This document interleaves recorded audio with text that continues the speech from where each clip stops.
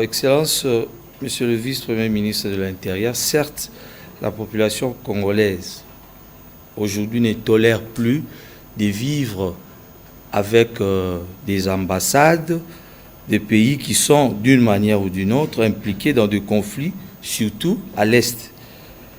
Et aujourd'hui, nous comptons des milliers de morts. Alors, qu'est-ce que vous envisagez comme étant patron de la sécurité pour, bien évidemment, apaiser les esprits d'une manière concrète? Je viens de lancer un appel au calme, c'est tout ce que je peux faire pour l'instant. Je comprends bien, comme l'a dit le ministre Mouyaya, il est vrai qu'il y a énormément de frustration dans la population. Nous savons comprendre ça et nous expliquons à nos partenaires que la population congolaise a le sentiment d'être abandonnée par la communauté internationale. Cette population a le sentiment d'être victime d'un complot international, mais cela ne nous donne pas droit à traduire ces frustrations par la violence. On peut exprimer ces frustrations de manière calme, l'essentiel étant de passer les messages.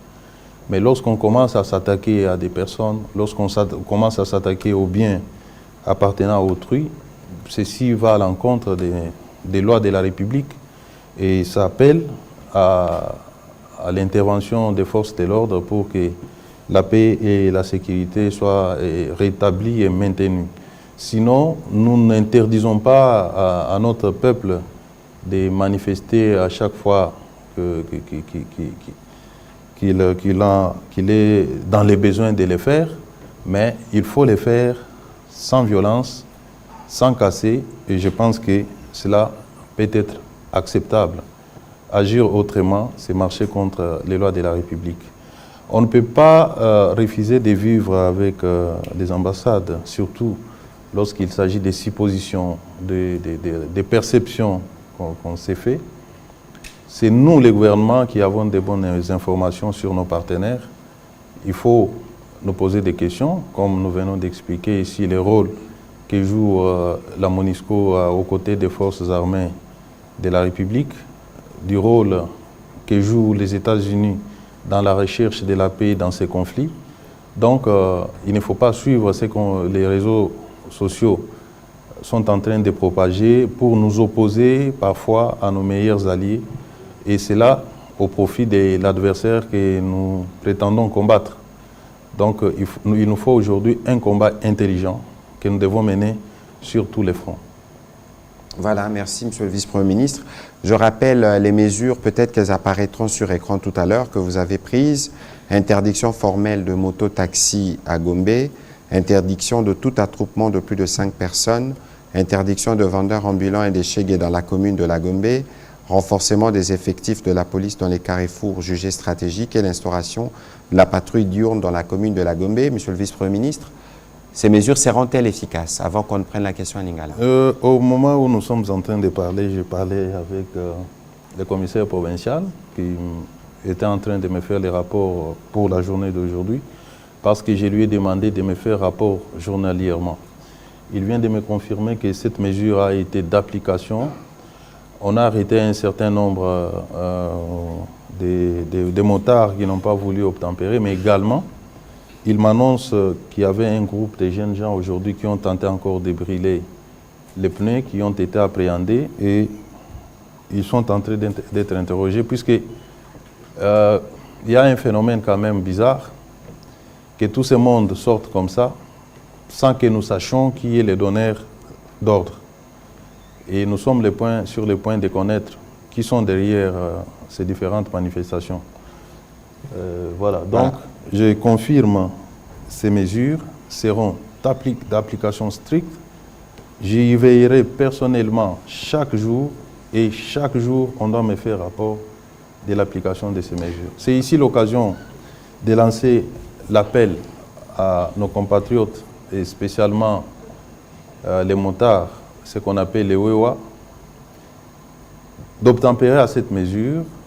La capitale est grande, il faut prendre d'autres directions, savoir se limiter là où c'est indiqué, n'est pas chercher à semer, troubler la quiétude dans la ville. Dans toutes les grandes villes du monde, vous trouverez toujours des mesures, des restrictions, soit d'une certaine catégorie de véhicules, et on n'y entre pas comme on veut, on sort comme on veut. Il ne s'agit pas de restreindre la liberté des gens. Vous voulez entrer dans la ville, emprunter un autre moyen de transport, vous ne serez pas dérangé, mais quand vous y venez avec la moto, c'est interdit. Et ça s'est fait partout au monde. Voilà. Monsieur le vice-premier ministre, peut-être qu'avant la question en lingala, Michael Bakemba qui a une question sur la manifestation de demain, parce que je pense que notre collègue du genre avait prévu une manifestation des femmes. Avec les mesures qui ont été prises, est-ce que la manifestation pourra encore avoir lieu? C'était ça votre question? Oui, c'est ça justement. Je voudrais savoir parce que la marche sera pacifique.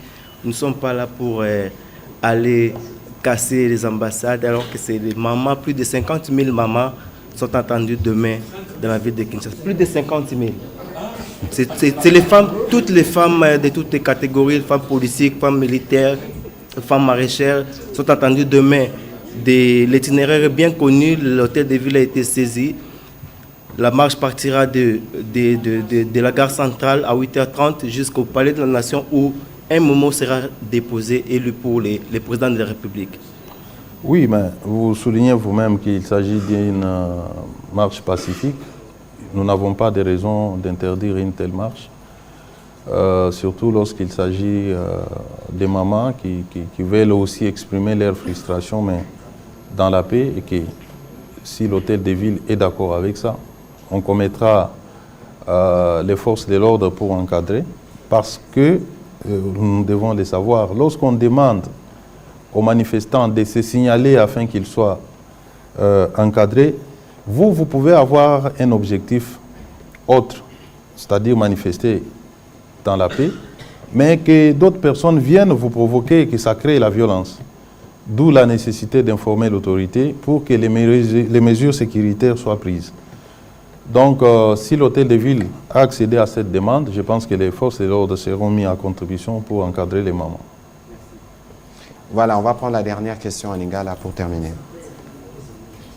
Matondi mingi mwana mboka Patrick Muyaya, Zambi nazali na mwa mituna ebele, mais nakozwa ta mibale pona mondele mboka ya ekolo Congo démocratique.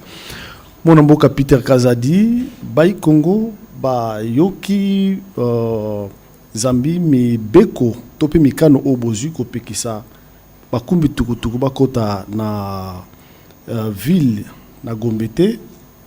Tina nini penda bopekisi bango bango nde bazalaki batomboki tope bato bazikisaki biloko ya bapaya tope nini lisumu na bango ezali nini motuna mibale ezali na yoki okolobela mambi matali mbongwana na onte ya la pulusu ya ekolo Congo démocratique solo bililingi moko ekotambola mikolo oyo bapulusu bako bina obe banzembo obo pekisaki yo moko wali moto ya mibeko eza banzembo ni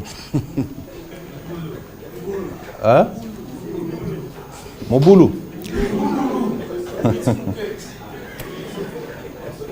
nzembo ya mabe oyo ezali kopesa limemia te na mabota bapulusu bango moko bakobina soko tali est-ce que vous allez pendant li esengo kotala la pulusu oko kamba wana o bazalaki censé akopesa éducation na population et montango ya mbongo boni oyo bozali kotia mpona kosala réforme ya la pulusu ya ekolo Congo démocratique na mwana mboka Patrick Muyaya lokola molobeli ya mbula matala ekolo Congo démocratique toyoki makambo etali mbilinga na este Bayi Congo bateremi me bino bopekisi bango batelema te koto bolobi bato ebele bakobundisa Congo démocratique solo botalisa na bayimboka mboka nini ekobundisa biso Rwanda toyebi nani azali na sima ya Rwanda États-Unis France Belgique Grande-Bretagne tope ezali kaka